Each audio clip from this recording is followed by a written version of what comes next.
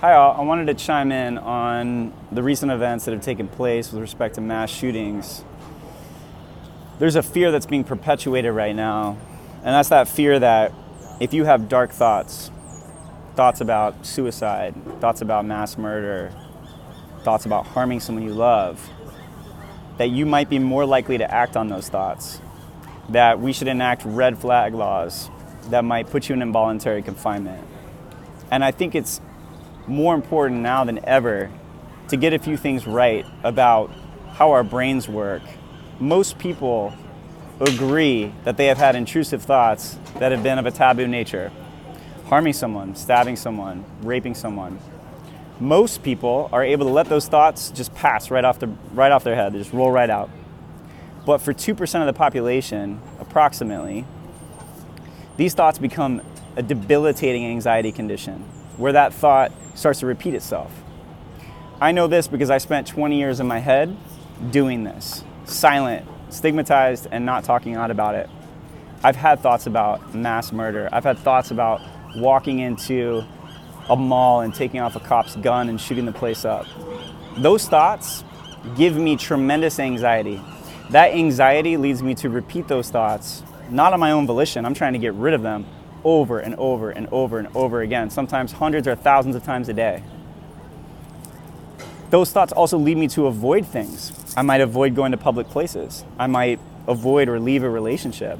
I might avoid going to work or school. I might start using substances. I might self-harm. And I certainly might be thinking about killing myself all day, every day, both visually, thoughts telling me to do it. And if I was 14, I didn't come out for 20 years. If I was 14 and I said, hey, school counselor, or hey, parent's friend, or hey, mom, I've been having these thoughts about going into school and harming people. I had this thought and it made me really scared. And then I keep having more and more of them. They keep coming and my brain is like telling me to go into school and do this thing. And I'm scared that I might do it. That's what you might hear from some 14-year-old version of me. That's what you might hear from an adult version of me who's going to sit down with a clinician who may not be qualified or may not have experience in this realm. So what's important to know is that you can ask a couple simple questions to get a better understanding before you just label them a red flag, report them, etc. One is, do those thoughts give you anxiety? If they give you anxiety, and that person says it gives them a lot of anxiety and makes them very concerned, that would be an indication that they're not seeking out those opportunities. They're actually fearful of that thing might happening. The second piece might be, are you changing your behavior? Are you doing things differently because of these thoughts? Are you avoiding school? Are you not going to the mall with your friends because you're afraid you might do something? And if the answer is yes, then you're looking at a compulsion, someone who is making conscientious choices to avoid situations where they might trigger those thoughts. They might have a tremendous amount of anxiety. They may not be able to hang out with their friends and have a good time or whatever it is they're trying to do. So with this Dayton situation and obviously beyond the endless situations that are happening right now, and we're talking about mental health, it's important that we do not villainize thoughts. Thoughts are thoughts. They are not an indication of action. Most people have these dark thoughts. Number two, it's important that we start to learn how to ask the right questions to validate whether that person is seeking to do those behaviors or they're afraid that their brain is presenting these things. And if that's the case, it might be a symptom of obsessive compulsive disorder. And that might be something that you need to look into and better understand so that you can help that person get the right treatment and not get Baker acted or under whatever new kind of law situation we might be looking at or defining over the next 12 to 24 months as a society. Secondly, if you're a politician, you need to start bringing the right advocates to the table who can actually help you make these contextual discernments that are absolutely critical for any laws that you enact.